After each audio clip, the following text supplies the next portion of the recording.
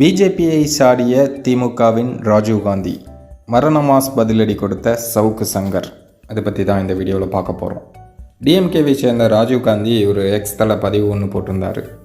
அதில் என்ன சொல்கிறார் அப்படின்னா, கொரோனாவுக்கு மருந்து தயாரித்த தனியார் சீரம் நிறுவனம் ஒரே நாளில் 52 கோடி ரூபாயை பாஜகவுக்கு தேர்தல் பத்திரமாக நிதி கொடுத்துள்ளது. அரசு ஏன் சுயமாக தடுப்பூசி தயாரிப்புக்கு அனுமதிக்கவில்லை என்பதை இப்போது தெரிகிறதா அப்படின்னு போடக்கூடாது, என்பது இப்போது தெரிகிறதா அப்படின்னு போடணும்.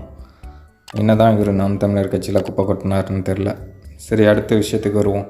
செங்கல்பட்டில் தமிழ்நாடு அரசு தடுப்பூசி தயாரிக்க அனுமதி கேட்டும் ஏன் மோடி அனுமதி கொடுக்கவில்லை என்பது இப்போது தான் தெரிகிறது அப்படின்னு ஒரு எக்ஸ் தள போஸ்ட் ஒன்று போட்டிருந்தார்.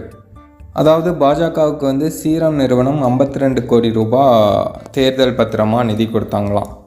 அதை தான் ராஜீவ்காந்தி சொல்லியிருக்காரு.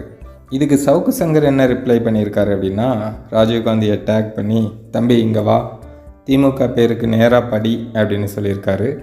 அந்த திமுக பேருக்கு நேராக நம்ம படித்து பார்த்தோன்னா 1230 கோடி திமுகவுக்கு நிதி வந்திருக்குன்னு போட்டிருக்காங்க.